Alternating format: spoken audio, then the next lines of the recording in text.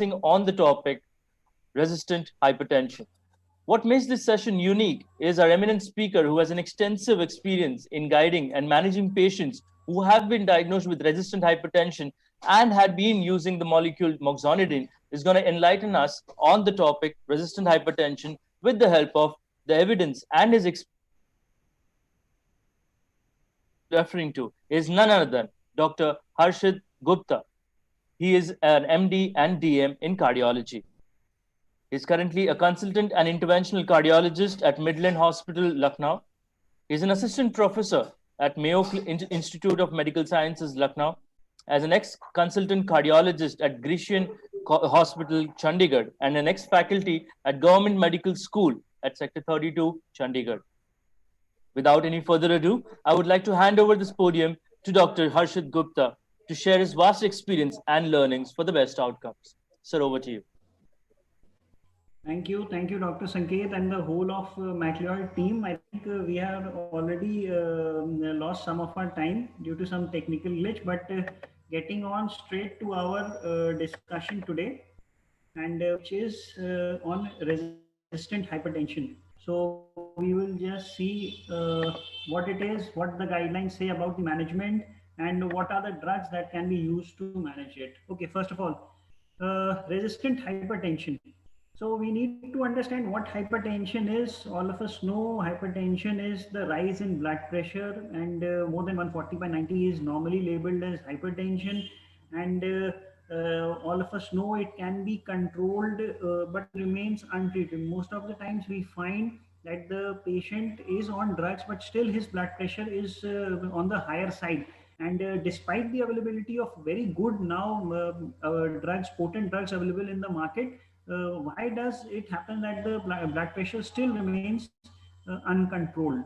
Now we know that control of blood pressure is required for better survival, and it definitely decreases the cardiovascular morbidity, mortality, and our goal is often to get the blood pressures below 140/90. Although there are a lot of guidelines, but still the basic thing is that pressure should be below 140/90. And how does it improve survival? Because it reduces stroke, myocardial infarction, heart failure in approximately 40 to 50% of the patients. Now, the conventional treatment that all the physicians and normally follow is basically the four drugs A, B, C, D, the ACE inhibitors, beta blockers for patients who are younger than 55 years, and C and D, the CCBs and diuretics for patients who are older or elderly, more than 55 years of age. And step two is the combinations can be tried of all the four drugs. And step three is whether we can add any other drug, or we can elevate the dosage of the individual drug. And step four is when we start adding other drugs like alpha blockers and diuretics like spironolactone and other agents that we have in our antihypertensive basket. Now, the limitation of this present treatment is that even after following all this, the hypertension still remains uncontrolled in a lot of patients. And not just that, after increasing the drugs or applying multiple combination drugs, it often leads to adverse effects of drugs, which is very difficult to manage in the long term, because these antihypertensives are mostly to be continued for an indefinite period of time. Now, what is resistant hypertension? This term has been coined after we have discovered that three or more antihypertensive drugs, out of which one is a diuretic, are used for a patient, and still the blood pressures are mostly above 140/90. That means our goal is still not reached even after the use of three well-known antihypertensive agents. So, what do we do then?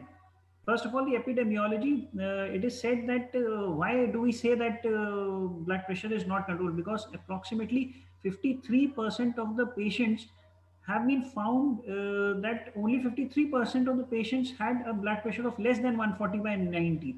That means around 47% patients were uncontrolled, approximately half. And this was discovered by the National Health and Nutritional Examination Survey, which was the biggest survey done in US. And similarly for CKD patients, which are very notorious and often labeled as resistant hypertension, only 37 patients had a effective control of less than 130 by 80, while diabetics only 25%. Now we find that all these patients who have comorbidities who are more so required to have their BPs under control and were often found to be having uncontrolled blood pressures. The landmark all hat trial even had 27% of the patient participants were on three or more medications to get their blood pressures under control. So this is where we understand that almost 40 to 50% of the patients can still be having blood pressures out of the required goal, and that is where we need to change the drugs or increase the dosage. We'll see what extra we can do. Now we have understood what resistant hypertension is. Now, what can the etiology be? Most of the time, it is the suboptimal therapy. The drugs that we give are often not appropriate. Dosing is there, or the patient is not taking the drugs, or the patient has not understood the importance, or there is something known as extracellular volume expansion. The blood volume expands and it compensates for the fall of blood pressure. Or definitely there is poor compliance. The patient itself is not taking the drug. Secondary hypertension is the thing. Some other cause is there for the hypertension which has still not been tackled. Or there is something known as white coat hypertension, pseudo hypertension. We'll see what all these things are. Or there are some other agents that we are taking that have contributed to rise in blood pressure. As already told, the suboptimal therapy, the important thing is that the adequate trial of maximal tolerated doses should be given of at least three drugs before labeling any patient as resistant hypertension. And the important thing is that one of these drugs should be a diuretic. Only then we will consider the patient having optimal therapy. If the patient is having suboptimal therapy, then definitely something has to be done to get his blood pressures corrected. Next, as I said, extracellular volume expansion. It is a compensatory phenomena of the body that to overcome whatever effect the antihypertensive agent is having. And who are the patients who develop this thing of extracellular volume expansion? Mostly the patients who are having CKD or renal insufficiency, and this leads to sodium retention, which causes again volume expansion and fluid retention. So this is how this volume expansion occurs, and the effect of antihypertensive agent fades down. Compliance, very important thing. Most of the time 80% are at least partially non-compliant. Very often we find these things that patient is not taking drugs, the patient is having 7 to 8 drugs, and the patient is not understood the importance of the drugs. He's taking the drugs which are not so important, like multivitamins or PPI, and the most important drugs, antihypertensive, anti-diabetic agents, he's not taking. So this is where the role of patient education comes, and making the patient understand which drugs are the most important that he should have, and monitoring of the drug intake, like he should be very particular about the time and the dose and the number of drugs that he's supposed to have. This is what constitutes the compliance of the patient. Next is the lifestyle modification. Lifestyle modification importance is two three things that contribute in lifestyle modification is obesity, the salt intake. Definitely the low salt intake around 3 to 4 gram has been recommended. Similarly, for secondary hypertension, it has been noticed that up to 11% of the patients with refractory hypertension have an identifiable cause of secondary causes there. It is not essential hypertension, and these 11% of the patients, if the cause of hypertension has been detected, then it can surely be treated. Renovascular hypertension. Most of the time we find that whether the patient is of young age, less than 35 years, or the patients who are more than 55 years, who present with frank pulmonary edema, or they are not responding to treatment, often have something known as renovascular hypertension, mostly due to renal artery stenosis or some other phenomena, which can easily be detected by Doppler imaging of the renal arteries. This is the most common thing that we should suspect in the early age groups.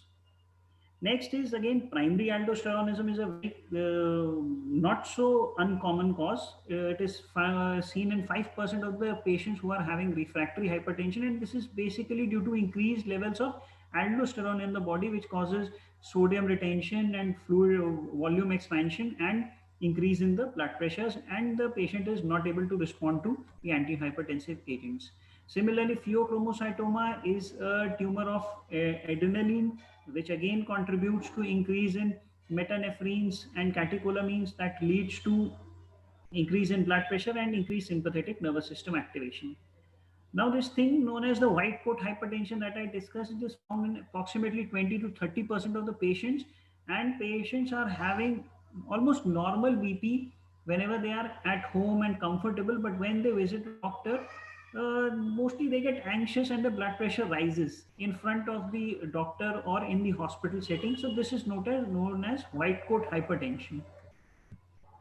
Now, to detect this, it is important to get the 24-hour ambulatory BP monitoring, which is easily available and gets blood pressure monitoring of 24 hours. And so it is easy to estimate whether the patient is having this rise in blood pressure is throughout or is only present at times when he visits the hospital or he is in front of a doctor.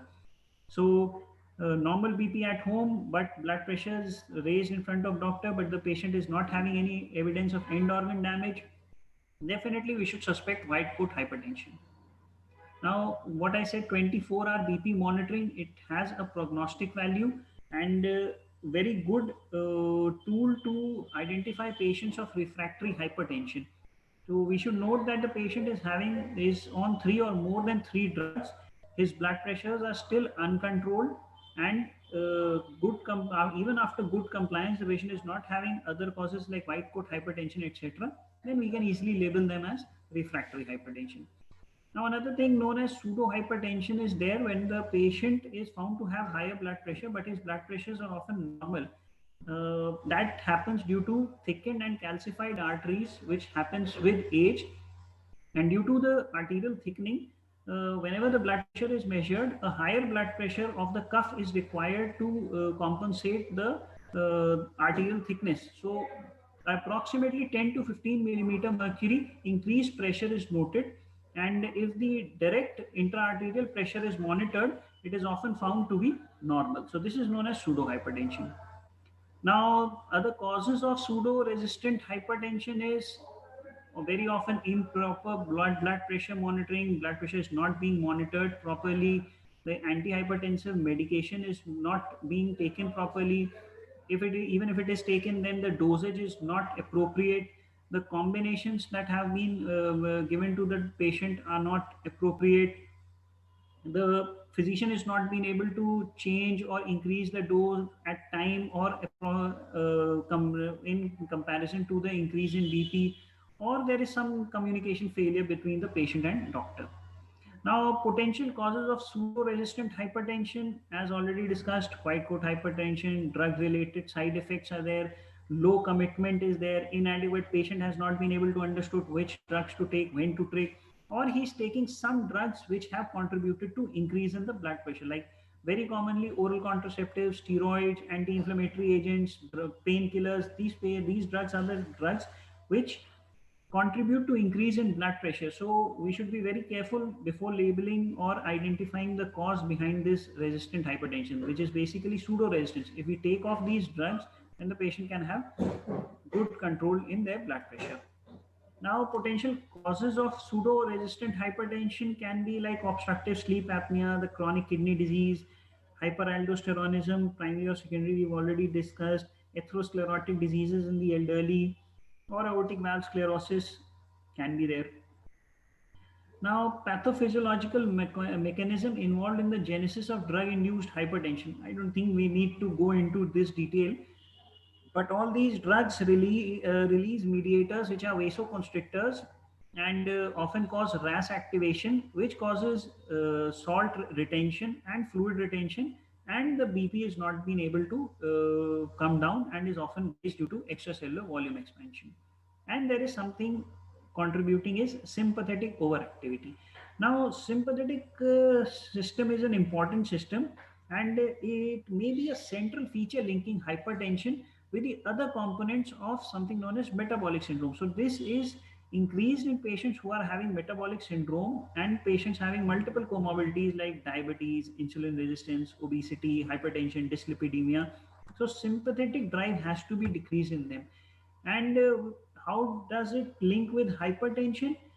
In hypertensive patients, increased level of norepinephrine level has been seen in multiple trials. And this is what shows that in hypertensives, there is basically a sympathetic activation. And both these things go hand in hand. The sympathetic activation is the probably the reason that has contributed to increased blood pressures.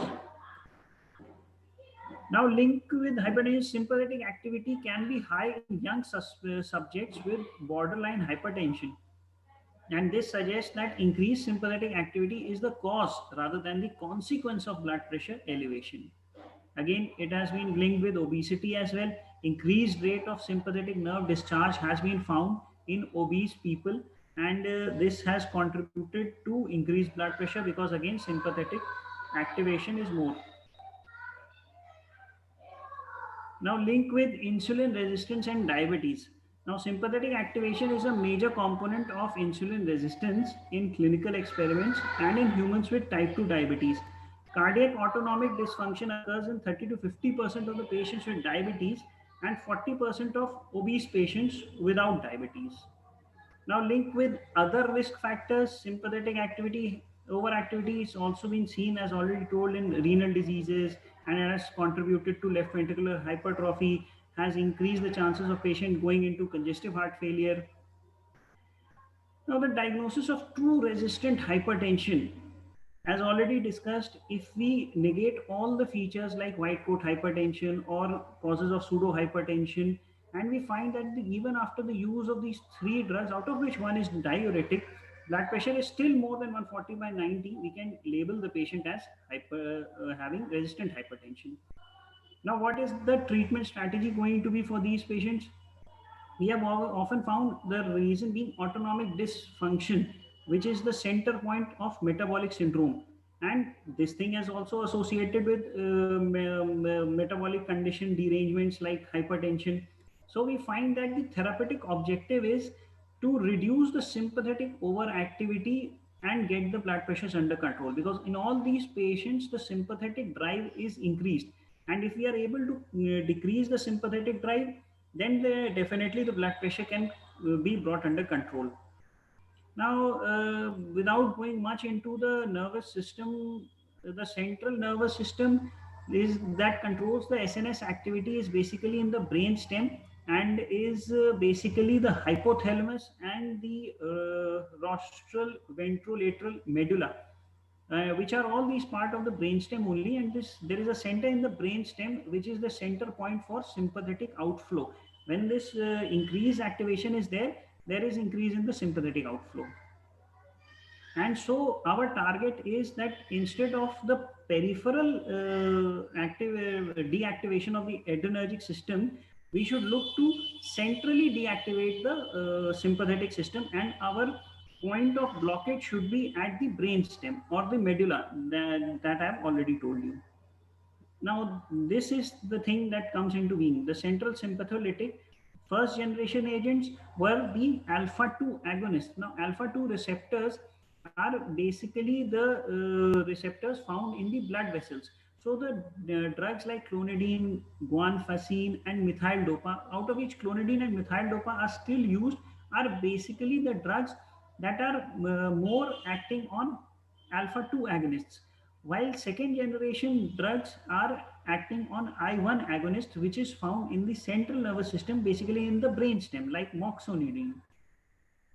Now, alpha 2 receptors are the older drugs, the first generation drugs, and they reduce the central sympathetic outflow by stimulating the alpha 2 adrenergic receptors, but they also stimulate the alpha 2 receptors at the ceruleus and cause sedation. So, definitely the side effect of sedation is going to be there in the first generation drugs like methyl dopa and clonidine. And not just sedation, it also causes dizziness, lightheadedness, drowsiness, dry mouth, and constipation, and a very important thing known as rebound hypertension. While the drugs that act on imidazoline I1 receptors are the central sympathetic deactivating drugs which do not cause hypertension, like moxonidine. Now, as already told you, where moxonidine stimulates the I1 receptors in the medulla and it decreases the systemic vascular resistance, and causes the reduction in blood pressure. Now, the fact files about moxonidine role on sympathetic nerve activity in ESRD patients. Now, moxonidine is a very good drug for end-stage renal disease patients. In the patients of hypertension, it can be used as a monotherapy or in combination. It can be used in patients who are obese, patients having metabolic syndrome, and even in elderly patients who have uncontrolled hypertension. So this is the basic group where this drug can be used, and this is the area which is mostly the area that contributes resistant hypertension. Now, in case of patients who are having renal dysfunction, we find that use of moxonidine, as we can see, is able to give us a sustained effect even after the 6 months. Earlier, when we use with zero point 0.3 mg per kg per day, zero point 0.3 mg per day, there is fluctuation is there as far as the sympathetic nervous system bursts is present. But after some time, we find that there is decrease in the sympathetic nervous system bursts and a sustained blood pressure is obtained. So we conclude that low dose moxonidine produces sustained and substantial reduction in the sympathetic outflow without causing hemodynamic compromise. Now, moxonidine monotherapy, as already said, moxonidine is drug that can be used both as a monotherapy and as in combination. So even in monotherapy, it has been able to get a reduction of around 19 millimeters in systolic and 10 millimeters in sitting diastolic blood pressure. So it is a good agent in monotherapy both for systolic and diastolic BP control. For elderly hypertensives, again, moxonidine can be given as an add-on therapy in elderly patients whose hypertension is poorly controlled despite treatment with 2 to 3 antihypertensive agents. For elderly age, as already discussed, CCBs and diuretics are the frontliners, but definitely if it is not able to control, then we can add moxonidine both in once daily or twice daily dosing. Control of BP effectively in elderly resistant antihypertensive. As already told, in resistant hypertensive elderly people, the daytime blood pressure got decreased by 15 millimeters while nighttime decreased by 9 millimeters. So this reduction was significant, and as compared to placebo, the p-value was very significant, and we can see how effective this drug is. Now, there was a study known as the CAMUS study, basically the post-marketing study, and it showed that moxonidine effectively reduces blood pressure in patients with metabolic syndrome while simultaneously reducing body weight in obese patients. So, although we do not cannot advocate this effect of moxonidine, but if it decreases the sympathetic activity, it might have affected the reduction in blood in the body weight also, which can be very useful for obese patients. For CAMUS study, reduction of 23 in systolic and 13 in diastolic was found, and BP reduction increases with severity. The higher the blood pressure, the more the reduction was seen. Efficacy of moxonidine in obese and non-controlled hypertensive. Moxonidine, to conclude, moxonidine is useful and safe in controlling arterial blood pressure in obese patients over a period of 6 months, according to a study which was done in Spain with 112 patients. It was seen that moxonidine reduced systolic blood pressure by 23 and diastolic by 13, and this decrease in blood pressure was sustained, and with time it even got better. Now, moxonidine in eprosartan treated chronic renal failure patients. Now, for CRF patients, ACE inhibitors and ARBs are the drugs of choice for the control of blood pressure. But most of the time, these CRF patients are not being able to control with ACE inhibitors and ARBs. So, moxonidine is an effective add-on therapy along with ARB in case of CRF patients, and it has led to additional reduction in mean arterial pressure by 9 millimeters mercury, and it also reduces microalbumin urea by 24%. Now, moxonidine as compared with other antihypertensives, for example, the clonidine, which is the closest competitor that moxonidine has, And in comparison to clonidine, moxonidine is very safe. And the important thing is that there is no rebound hypertension which was seen with clonidine. Now, as we can see in this chart, that even after stopping the drug, the patients who were having clonidine had an increase in blood pressure which was even higher than the baseline that they used to have. But with moxonidine, the blood pressure decreased significantly and the BP was not so high, and there is gradual increase in BP over 3 days. While with clonidine, there was sudden BP rise within 24 hours. And it was seen that 60% of the patient's symptoms felt better with moxonidine compared to just 10% with clonidine. So we find that addition of moxonidine further reduces blood pressure by 9 and 12 millimeters mercury and the sympathetic nerve discharge by 7 bursts per minute. So this was what we wanted to target, the decrease in the sympathetic nerve activation, and it was also reduced. So it controls sympathetic nerve system overactivity caused by both angiotensin 2 mediated and angiotensin 1 mediated independent mechanisms. So, in effect of moxonidine on endothelial dysfunction, also Moxovas corrects the endothelial dysfunction and halts the progression of cardiovascular disorders and diabetes. So, even patients who are having cardiovascular disease and diabetes, Moxovas is a safe alternative to the antihypertensive that the patient is already having if he is having uncontrolled blood pressure. The effect of moxonidine again on renal function. Now, compared to other antihypertensives like enalapril, moxonidine is effective and well tolerated antihypertensive, as good as other agents like enalapril, with a trough to peak ratio of 0.74. So, the blood pressure antihypertensive effect of moxonidine is sustained, unlike enalapril that used to give very high BP and the immediate effect of the drug causing very low blood pressure. So the effect of moxonidine is sustained. This is what this chart wants to tell us. The moxonidine compared with other antihypertensive like nifedipine is a very important drug that is still used. Now, moxonidine is effective and well tolerated antihypertensive agent, as good as nifedipine as far as the antihypertensive is concerned, but it does not have the side effects of nifedipine. For example, the rebound hypertension or the headache that the patient often complains after intake of nifedipine. The reduction in blood pressure is almost same. We can see that 23 and 27 for systolic decrease, while 16 and 19 for diastolic decrease. Pharmacokinetic, it is absorbed from GIT 90%. The bioavailability is 89%. These are just data. We do not need to go into much detail of the pharmacokinetics. Indications. Now it is indicated in mild to moderate essential hypertension and resistant hypertension in patients who are having obesity, diabetes, chronic renal failure. These are the patients who are already on one or two drugs and still the blood pressure is uncontrolled. So this is where moxonidine can be safely used in them.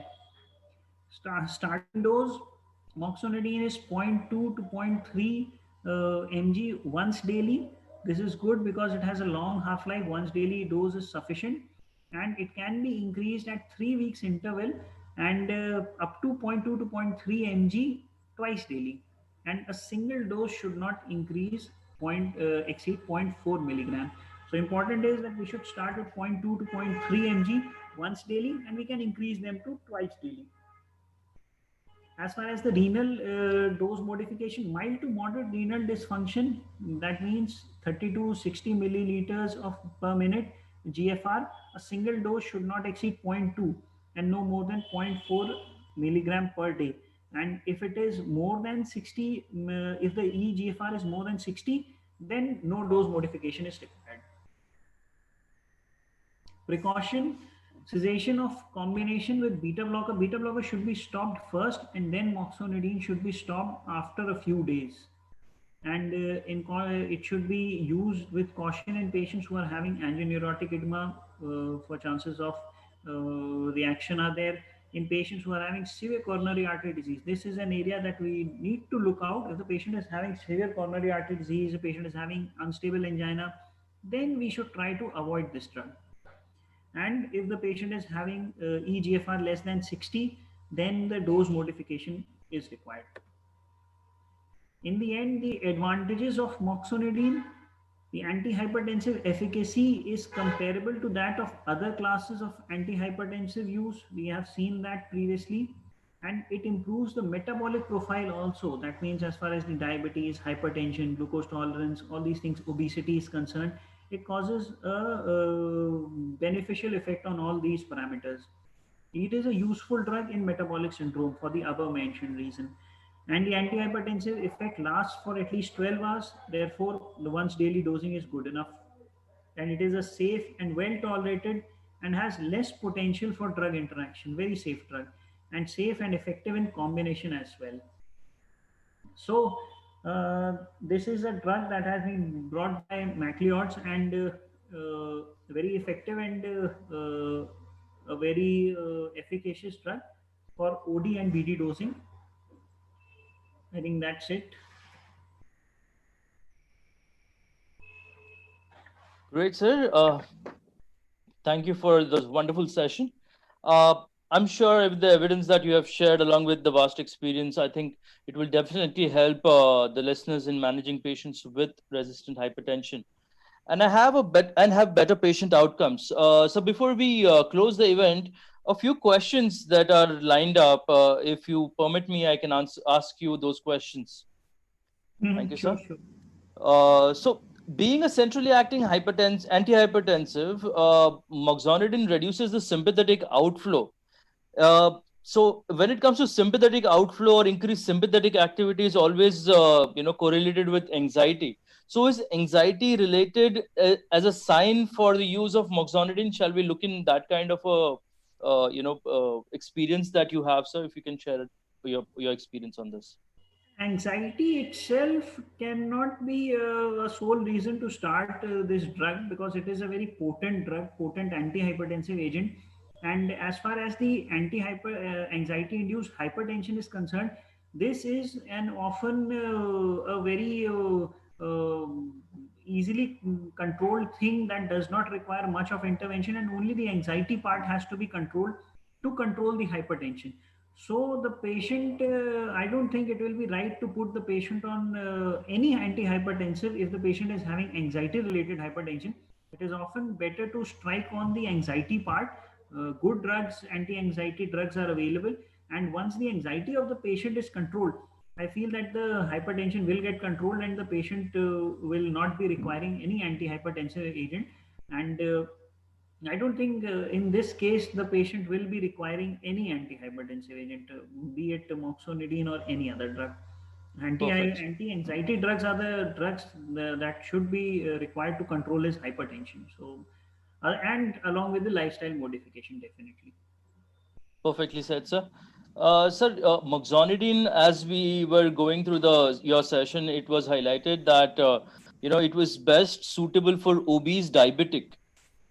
So any early signs or any experience of using moxonidine early in the therapy for these kind of patients who are obese, who have metabolic syndrome, and also hypertension, which is not controlled by one agent as such. So, have you tried moxonidine as a second line anywhere possible that you can share your experience of? Of course, as far as a second drug, a few patients we have tried, and definitely the group that you just said, for example, the diabetics and the antihypertensive or the CKD patients, do not give us a liberty to use many drugs.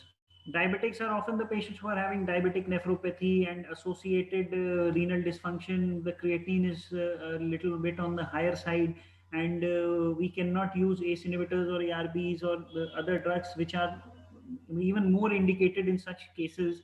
That is the place where moxonidine is a very good drug, not having much effect on the renal profile or the patient, and as it has been already shown that it has a good pleiotropic effect even on the renal dysfunction and the diabetes part and the weight reduction, obesity. So this is a good drug for metabolic syndrome patients. Maybe because first line agents have a strict indication where to be given, and for example, if the patient is diabetic and metabolic syndrome patient, Definitely, ACE inhibitors and ARBs are going to be the first line agent that we will try in these patients. But most of the time, these drugs are not able to control the blood pressure, and we do not have much liberty to use other drugs like beta blockers. Might not be safe for these patients. The patient might be in fluid overload, or there might be some ECG changes. We are not able to give him due to bradycardia or whatever it is, hypothyroid. So in these cases, moxonidine is a much safer drug to use, and with good potency, no side effects, once daily dosing, and good effect. So we have used in quite a lot of patients, and it works pretty well to control their blood pressure. Great, sir. Thank you for that elaborate answer. I think that clears a lot of space of where and what kind of profile is best suited for moxonidine in the early therapy, as well as we know that moxonidine is always there for resistant hypertensive patients with potent efficacy at that point in time. So, thank you, sir, for the wonderful session and enlightening session on the topic resistant hypertension. I'm sure the listeners would have gained deep insights in managing a patient better using the learnings from your session. So, we at McLeod's would like to honor your vast experience and your kind heart to share the same on such a platform for the benefit of all current and future listeners. I, Dr. Sanket Nivale, representing medical team at McLeod's on behalf of the marketing and sales team, I thank you for supporting us for this endeavor. Have a great day, sir. Bye bye. Thank you so much. Thank you, Dr. Sanket. Thank you.